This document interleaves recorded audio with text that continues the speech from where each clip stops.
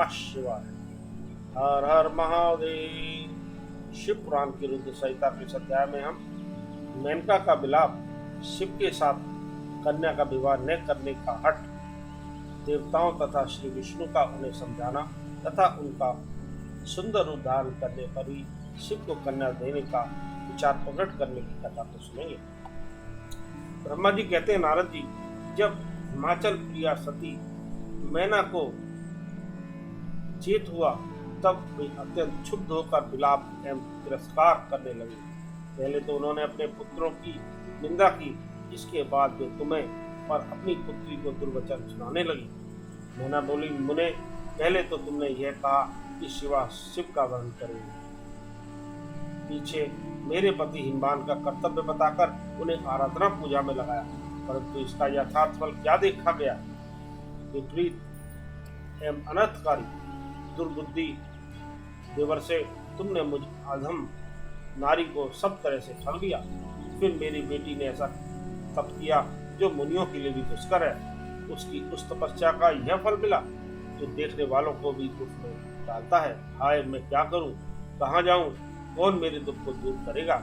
मेरा कुल आदि नष्ट हो गया, मेरे जीवन का भी नाश हो गया।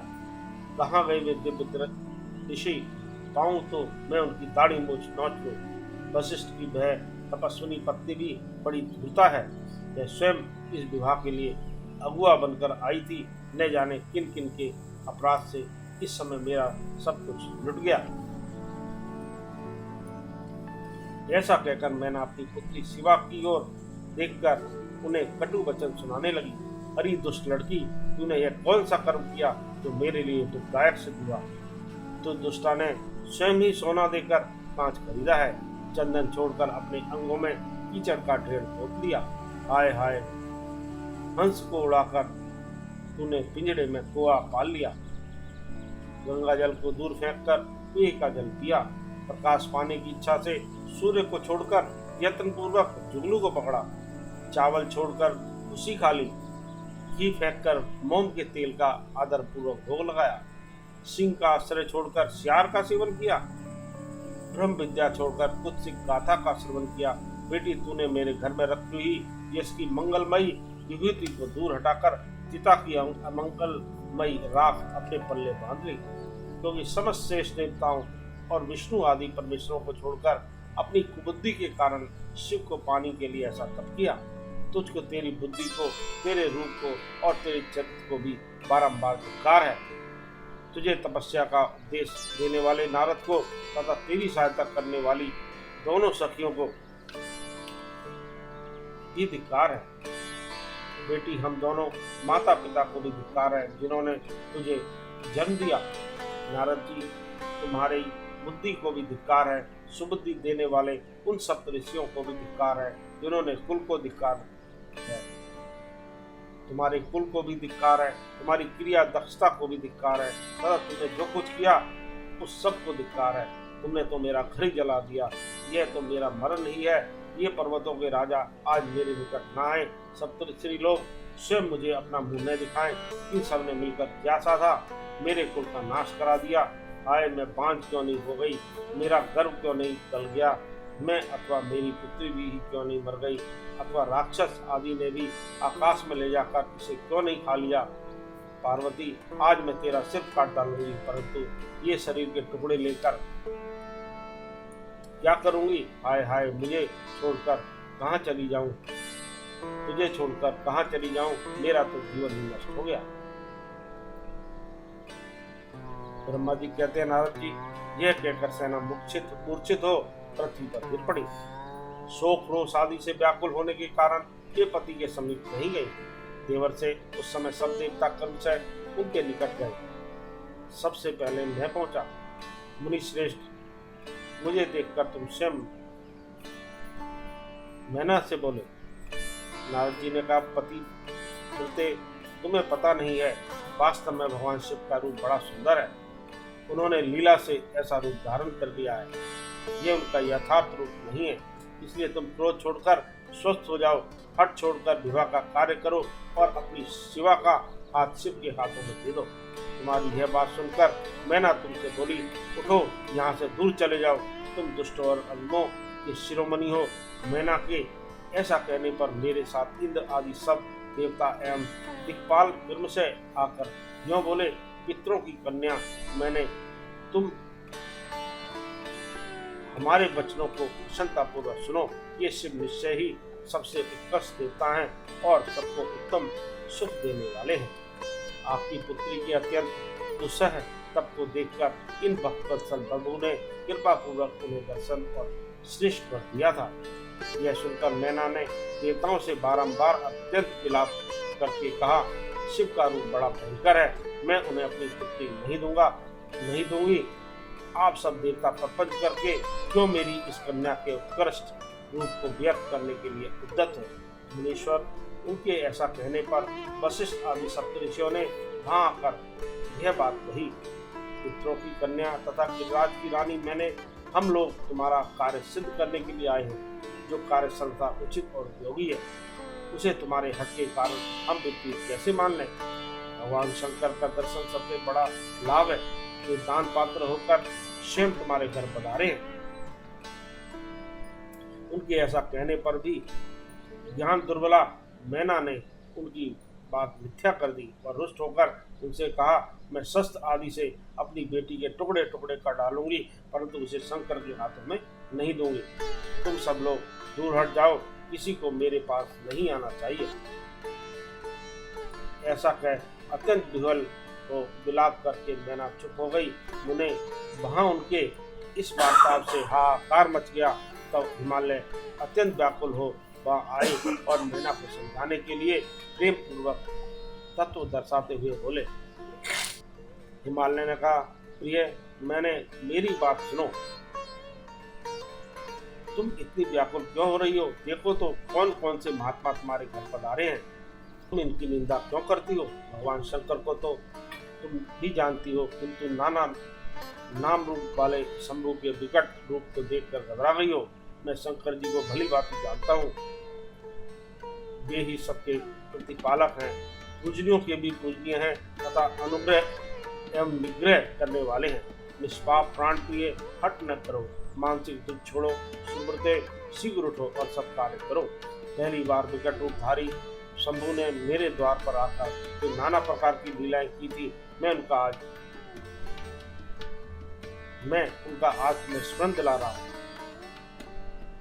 उनके उस परम महात्मा को देख और समझकर उस समय मैंने और तुमने उन्हें कन्या देना स्वीकार किया था। तो ये अपनी इस बात को प्रमाण मानकर सार्थक करो। इस बात को सुनकर शिवा की माता मैना हिमालय से बोली, नाथ, मेरी बात सुनिए और सुनकर आपको वैसा ही करना चाहिए।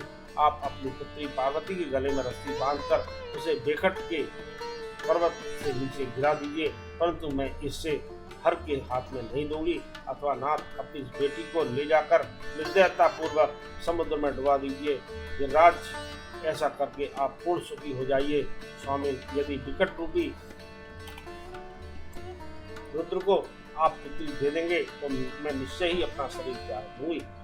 मैना के जब हठ पूर्वक ऐसी बात कही, तब पार्वती स्वयं आकर यह रमणीय वचन बोली, माँ, तुम्हारी बुद्धि तो बड़ी सुखकारक है। इस समय विपरीत कैसे हो गई? धर्म का अवलंबन करने वाली होकर भी तुम धर्म को कैसे छोड़ रही हो? ये रुद्रदेव सबकी उत्पत्ति के कारण भूत साक्षात ईश्वर हैं और इनसे बढ़कर दूसरा कोई नहीं है। समस्त श्रुतियों में यह वर्णन है कि भगवान शंभु सुंदर रूप वाले तथा सुखद है। कल्याणकारी महेश्वर समस्त देवताओं के स्वामी तथा स्वयं प्रकाश है। इनके नाम और रूप अनेक हैं। माता जी श्री विष्णु और ब्रह्मा आदि भी इनकी सेवा करते हैं। ये सबके अधिष्ठान है, कर्ता, हर्ता और स्वामी हैं। विकारों की इन तक पहुंच नहीं है। ये तीनों देवताओं के स्वामी अविनाशी एवं सनातन है। इनके लिए ही सब देवता किंकर होकर तुम्हारे द्वार पर पधारे हैं और उत्सव मना रहे हैं। इससे बढ़कर सुख की बात और क्या हो सकती है? अतः यत्न पूर्वक उठो और जीवन सफल करो। मुझे शिव के हाथ में सौंप दो और अपने गृहस्थाश्रम को सार्थक करो। माँ मुझे परमेश्वर शंकर की सेवा में दे दो, मैं स्वयं तुमसे यह बात कहती हूँ। तुम मेरी इतनी सी विनती मान लो। यदि तुम उनके हाथों में मुझे नहीं दोगी तो मैं दूसरे किसी वर का वर्ण नहीं करूंगी, क्योंकि जो सिंह का भाग है उसे दूसरों को ठगने श्यार कैसे पा सकता है।